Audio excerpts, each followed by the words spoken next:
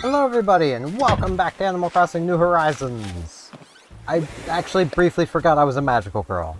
Hear me out, Butterbean. Even if you've already got a clock. Another one, I thought you might like another. I like to keep two clocks around myself. It gives me peace of mind, since at least one is bound to keep telling me the time, even if the other stops. Just an idea, gone.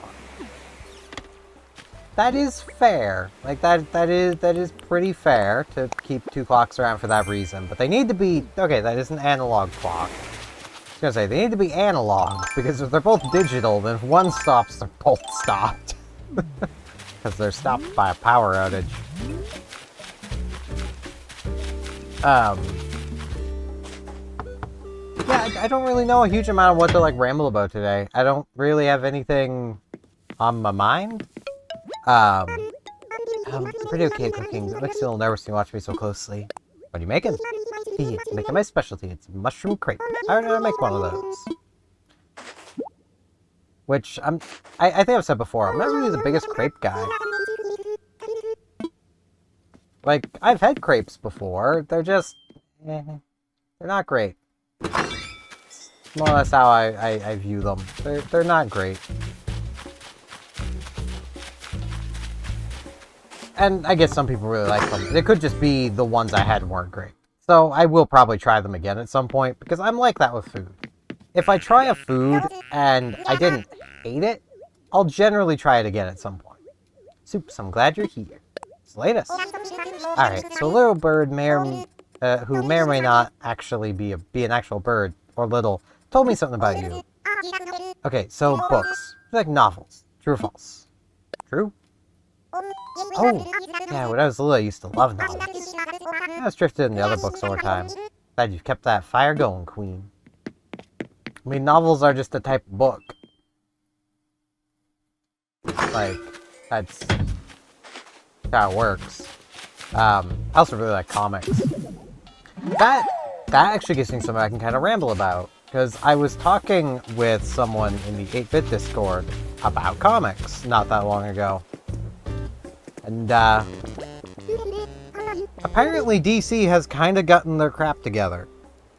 Kinda. Butterbean, how are you, Snorty? Let's chat. Let's make today our best day ever. I'm certainly trying.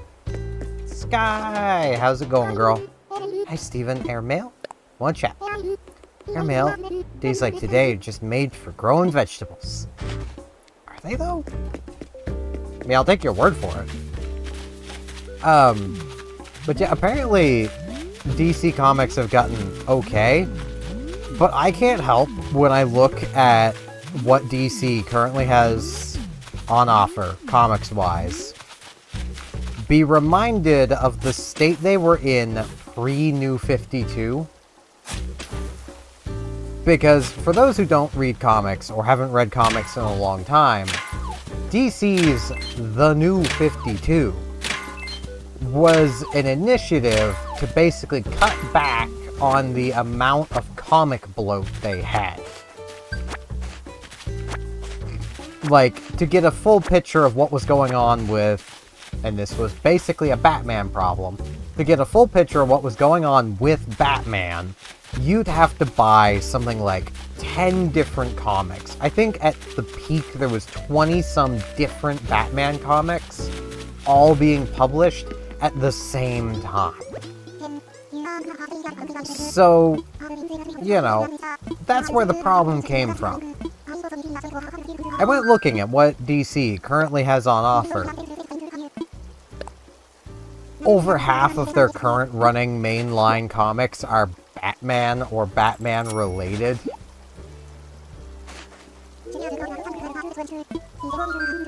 There's also a lot of heroes that just don't seem to have a book right now. And that's so freaking sad. I did hear apparently there's going to be something with the Blue Beetle, and that, like movie-wise or TV-wise, I don't know which, that has me a little I wouldn't say optimistic, Interested? Yeah, interested's the right word. It really depends on the Blue Beetle they're using. If they're making a completely new one, okay, I might give it a chance. Jaime Reyes, I'm mixed on. He wasn't a bad Blue Beetle, by any means, but he was a more super-powered Blue Beetle, and that just doesn't feel right for the Blue Beetle. Like, the original Blue Beetle, original dude, I don't remember his name, but Blue Beetle #1. His powers came from popping pills. He wasn't a super-powered individual. He was a drug addict. He was a pharmacist. His company made a drug that made him super powerful, and he used that to go fight crime, basically. Blue Beetle #2, God, I should know his name. Oh, he's my favorite Blue Beetle. How could I not know his name? Well, I know it, it's just not coming to me. Hey there, my fabulous bestie. I feel like our day is just getting started. It's the latest. Oh, hey, I have some Le Bunkers comics I think you'd like, Superstar. This one comic called Mr. Beard's Hair Venture. Ever heard of it? I haven't. The main character's a guy whose beard finds this mysterious treasure map. They go on an adventure. If you pre-order the first issue, you get a legendary beard trimmer, but I can't grow a beard. And I don't get it. How's there supposed to be a hair venture if the beard gets shaved? I don't know. That is quite weird. Why can I not... God, he had, like, the best death in comics. Ted Cord. That's his name. Ted Cord is, like, one of the best heroes ever? Yeah, I'll go as far as to say that. Because it's very much a case of, name me another hero that can go toe-to-toe with Batman, gadget-wise, intelligence-wise, planning-wise, just with more ingenuity to his gadgets, because he doesn't have the funding of Batman, but can keep up, who, even when everyone else in the league, because he was a member of the Justice League for a while, when everyone else is telling him he's crazy, nah, there's nothing going on. Even Batman's saying, nah, you're crazy, man. He actually found out that Maxwell Lord was indeed a bad guy, was planning on killing the League, and then even though no one believed him, still went to confront Maxwell Lord, knowing it was a suicide mission. His hope was that he could stop Maxwell Lord, or at least draw enough attention to get the League to come in. He ended up beaten badly, tied up, and had a gun pressed into his face, and basically asked if he had any last words, and it was to tell Maxwell Lord to go to hell. Like,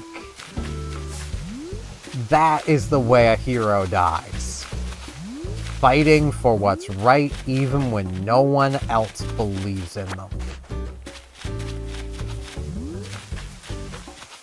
Like, it sucks that he had to die, but that's a way to go out. And it does kind of make up for how he was treated in the comics up until that point. Because for about the past, like, year of comics at that point, Ted Cord had been basically relegated to comedy sidekick, which is why nobody in the League believed him. He was just a comedy hero. Just kind of bumming around with Booster Gold. Another mistreated hero that really could have been so much better than he was at that time. But the writers just had no interest in those characters. Because, you know, why would you use Ted Cord, someone that I've even seen people describe as Batman at home, when you could just use Batman? And the answer is because Ted Cord was honestly freaking cooler than Batman. I'll say it. Ted Cord's cooler than Bruce Wayne. Like, the writers would never put Batman into that scenario. Hey, Snake. When you think of a superhero, You think of a hero pose, right? Like how each one had got their own flourish. I thought of the best hero pose, and I'm gonna teach it to you, Colonel. Just wait till you see the reactions. Snake, ready for action. Next time Astera needs a hero, Colonel, break that out and save the day. Wow, I actually thought I had them all at this point. Like, all the reactions, but I guess not. Because our villagers had stopped teaching me reactions.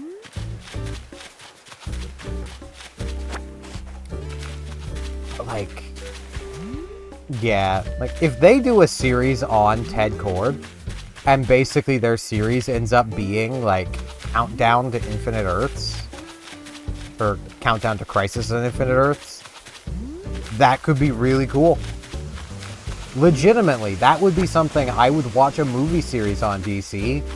Like, don't think it's just Marvel that can dig back into their old big events and make movies around them. You guys can do it. And that would probably be a great way to get people introduced into a DC animated universe. Well, well, yeah, an animated one would be best, but live action universe. Like, take the Marvel approach.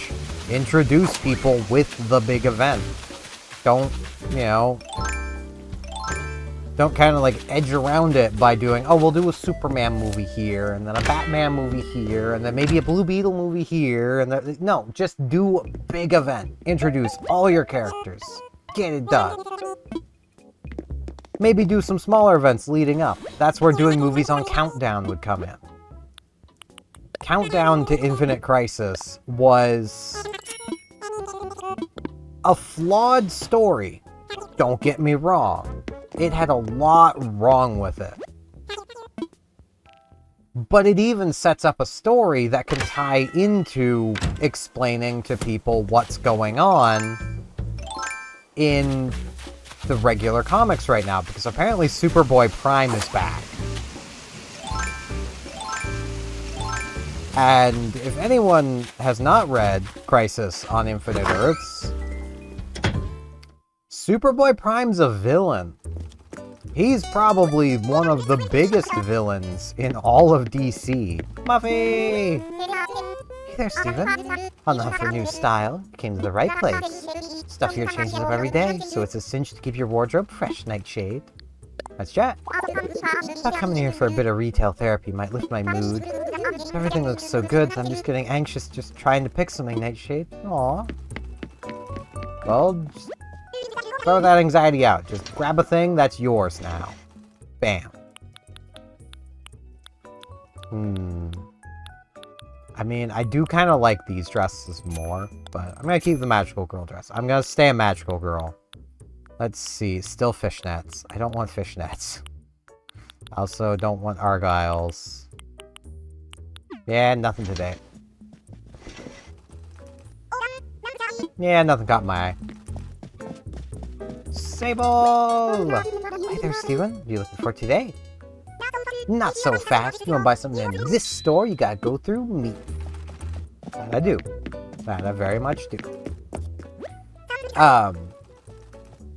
But yeah, like, it's a flawed story, but it is basically the origins of Superboy Prime in a lot of ways. And also is the storyline where the original Superman dies. The basically, you know, Bronze to Gold Age Superman dies in that storyline. And the new Superman from past that point takes over as the Superman. Good evening to you. Don't you love an evening walk, honey? It's the latest. They say you shouldn't start your day without a plan. They also say a plan's a fool's errand, so... Yeah. Yeah. People say a lot of things. And a lot of the things they say are complete rewordings of quotes to take them from inspiring independence, free thinking, and choice, and then force them into a conformist bubble. Like, I know I've talked about this before, but Y'all ever hear the phrase, blood is thicker than water? Meaning, you know, family is clearly more important than friends. Because, you know, you share water with friends. And, you know, you share blood with family. Except that's not what that quote means, or even is. The blood of the covenant is thicker than the water of the womb, is the actual quote. Isn't it wild how that change was made?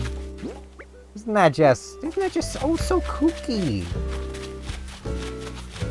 Don't you just love how a phrase meant to accurately portray that connections made by choice are stronger than those that are forced? Someone started this fire up again. No fires. No fires. Like, that will always drive me crazy.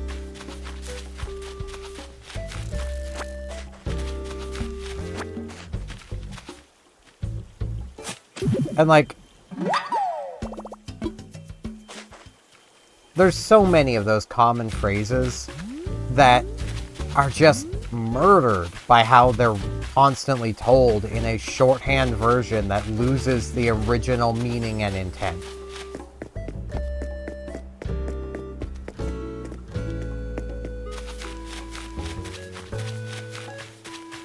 Yeah, I will say the one thing I do not like about Countdown to Infinite Crisis, and also Crisis on Infinite Earths, a lot of heroes died.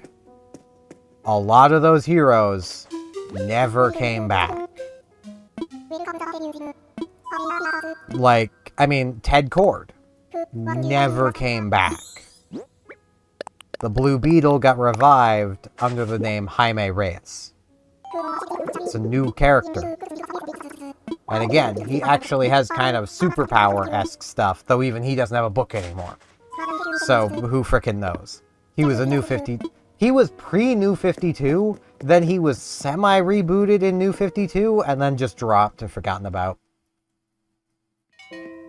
I hate the New 52 so frickin' much. That is one storyline DC needs to never touch, because it makes no frickin' sense. Okay, try this one on. The New 52. The whole premise of that universe is that superheroes in general only became a thing, I think it's like either 2 or 5 years before the first issue of everyone's comic, basically. And the year was like 2016 or something. Uncle Sam and the Freedom Fighters exist in the New 52 universe. If you don't know who those are, they're World War II superheroes. Literally. They fought in World War II. Like, how does that work? Unless World War II happened 5 freaking years ago. Like, can Steven, brother and I make sure not to take our breaks at the same time. Right now he's running the shop. It's fair, Tommy.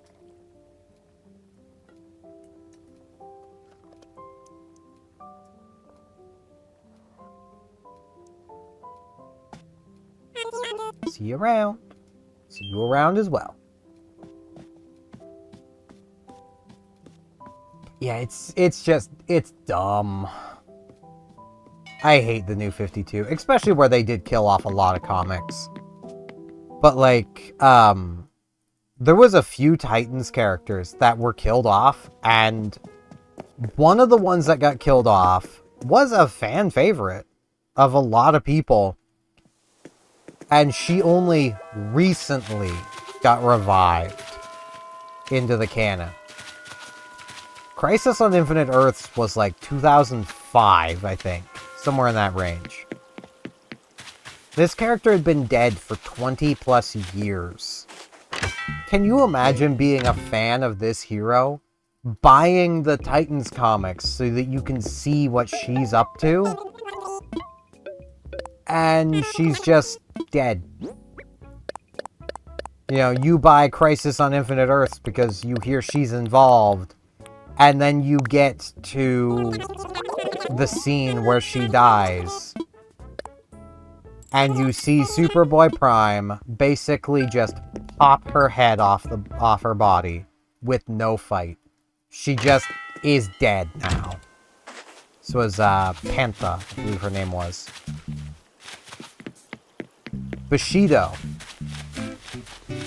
Not very well-spoken Japanese superhero. Member of the Titans. Joined the Titans because he wanted to learn teamwork. He was also decently popular. He was no, Robin or Raven or Beast Boy or Cyborg, but he was pretty popular. He was popular enough to show up in the animated Teen Titans show. That should give you some context. So now we are in Office Lab. Yes. We're no longer a street fights. Now it's an office fight.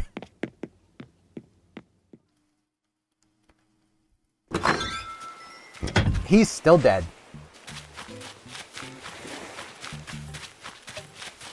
Like, this is why I'll often talk about death in just writing in general, and why I'm not a fan of it.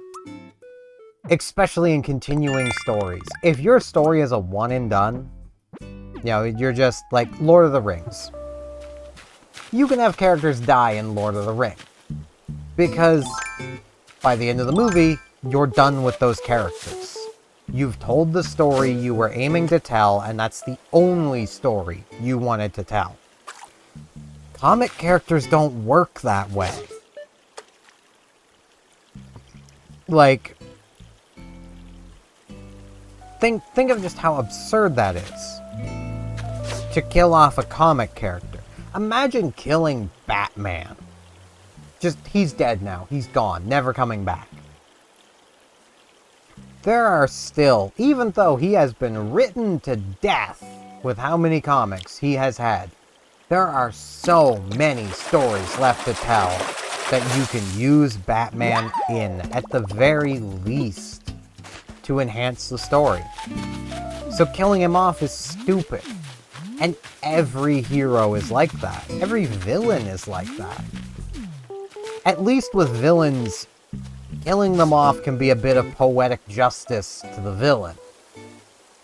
And if you do it right, you might even be able to redeem the villain with their death. There are some villains that can never be redeemed. Aw, thank you, Sahara. Nor should they be redeemed.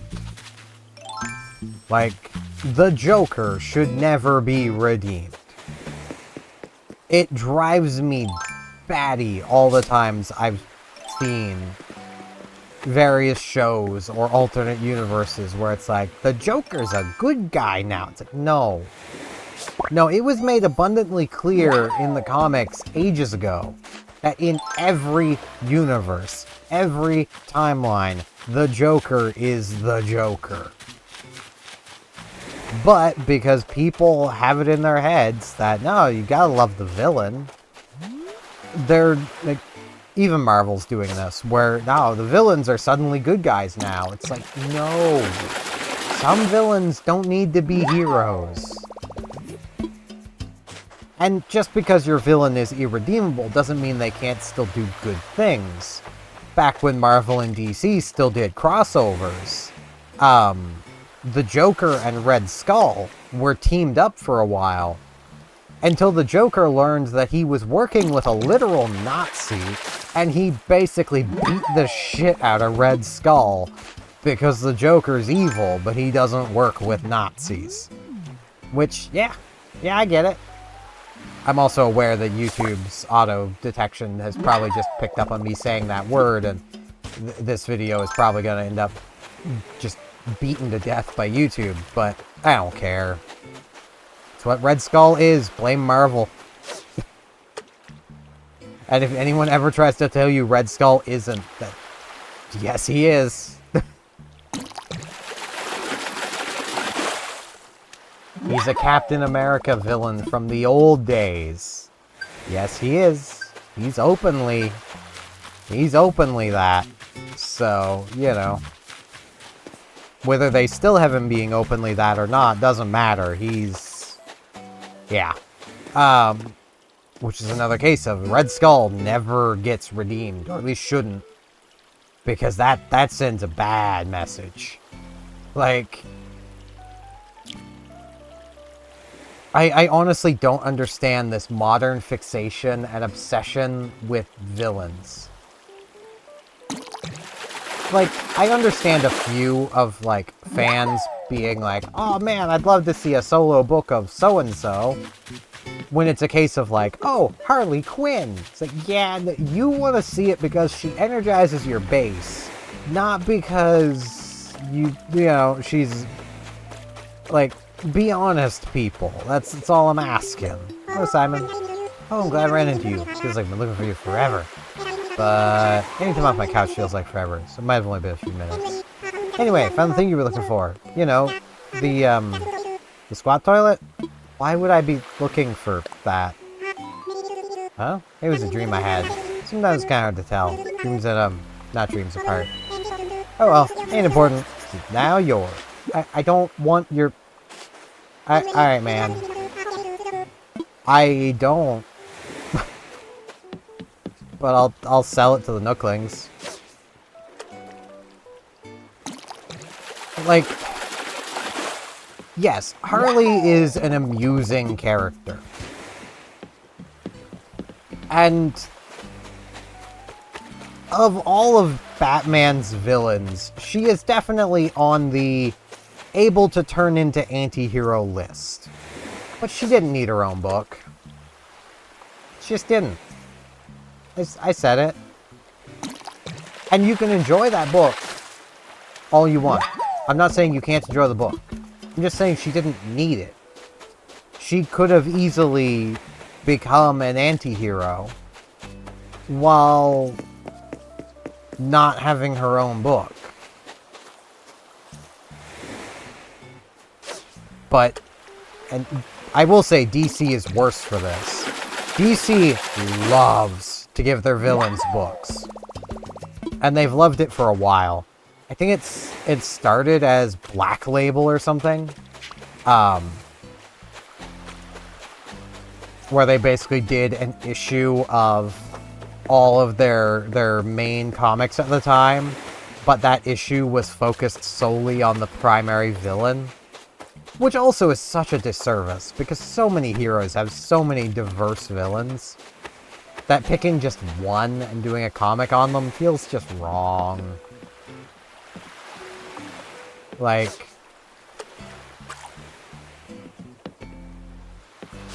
you kind of need to do a comic on all of them if you want to go over that, and there's more villains than heroes, so...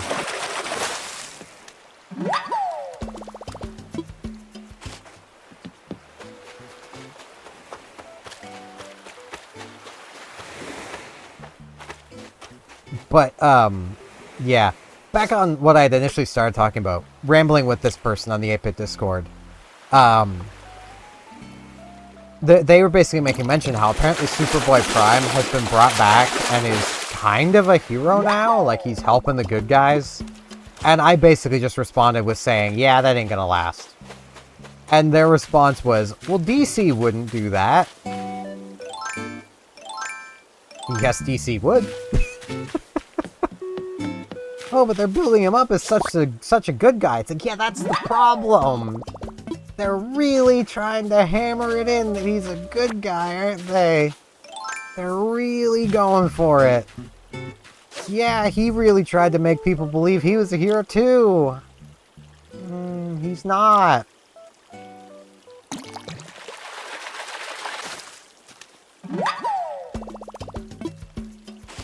Like... As someone who read Crisis on Infinite Earths, especially knowing that this is Superboy from Crisis on Infinite Earths. This is Superboy Prime. I don't trust him. At all. No one should. The only reason I think he's being trusted in universe is because of all of the reboots. He's not dealing with the same heroes he betrayed before. You know? He's dealing with a whole new group now. So he can actually kind of win their trust a little bit because they don't know how bad he is. Yet.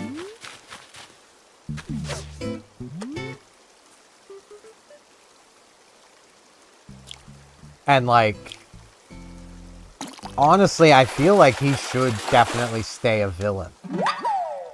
Because he is far more interesting as a villain than a hero. We have a Superman. We don't need a Superboy. May as well read the message bottle. To whoever's into strange bottles, I was cleaning my house and found this old DIY recipe I'd thought up. Whoever you are, I hope you're in the mood to craft up a brainstorm. Take a chance and try it out. Your clever pal, Static. I already know how to... Oh no, I don't already know how to make this. I thought I already knew Ironwood Table. Alright.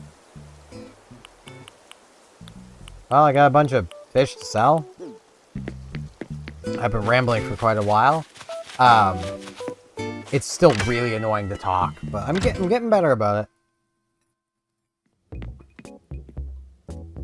I'm also trying to actually drink enough today. I did not drink enough yesterday. I also didn't eat enough yesterday. So, today, even though it's far from healthy, it has a lot of calories to it, I made a cake batter smoothie for myself and my older sister, because the recipe I use makes 2. So, you know, made one for me and one for her. I've also been trying to make absolutely sure I drink more water. Just because, like, I need the calories, and I definitely need the fluid. Like,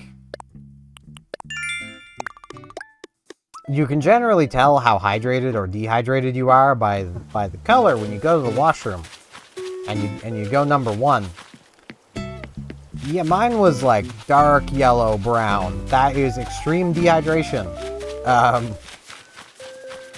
And then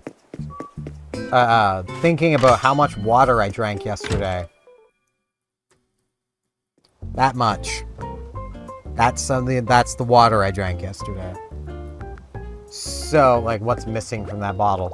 As well as a cup of coffee. So I drank about 1 liter. Yeah, I did not drink enough. I wanted the ABD. You know what? Special goods. Let's see. Utility sink. Does it come with a knife?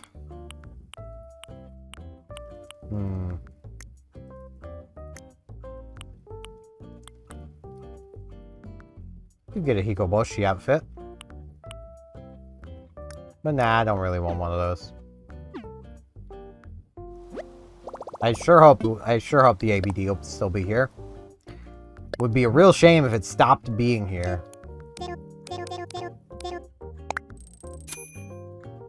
Got 9 million bells.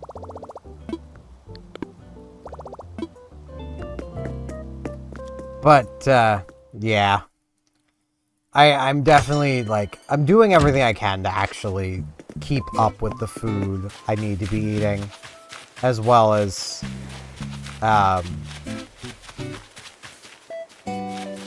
drink enough. Which like I said, I'm going to do my best to do it.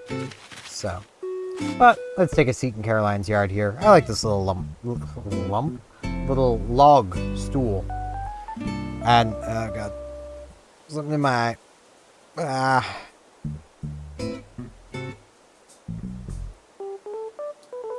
There we go. With that, I thank you all very much for watching and listening to me ramble about comics for, what, 30 minutes? And hopefully I shall see you back here tomorrow for more Animal Crossing New Horizons. See you all then.